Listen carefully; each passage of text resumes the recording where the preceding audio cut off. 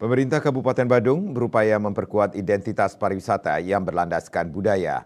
Hal itu diwujudkan melalui pelestarian seni dan budaya Bali, mengingat seni budaya sebagai pilar penguatan identitas pariwisata Bali. Sekda Badung Wayan Adiarnawa mengatakan Badung 90% PAD-nya bersumber dari sektor pariwisata. Dampak tumbuh pesatnya investasi tidak terlepas dari branding pariwisata Badung yang memanfaatkan kekayaan budaya untuk membangun citra yang kuat dan memikat wisatawan. Kegiatan pariwisata akan mengalami perkembangan dan kemajuan apabila pengelolaannya dilakukan dengan baik dan berkelanjutan. Dalam mengelola pariwisata budaya terdapat kegiatan mulai dari perencanaan, pengorganisasian, penyelenggaraan, serta pengawasan. Kegiatan-kegiatan tersebut tentunya dilaksanakan oleh pemerintah bersinergi dengan semua komponen masyarakat dan penggiat seni dan budaya di Kabupaten Badung.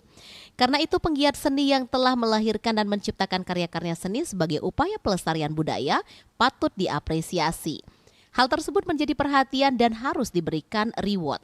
Berdasarkan Perbub nomor 8 tahun 2022 yang diubah menjadi Perbub nomor 11 tahun 2023 sebagai instrumen hukum landasan merealisasikan pemberian hibah secara terus-menerus dari pemerintah kepada lembaga budaya sehingga adat dan seni serta budaya tetap lestari.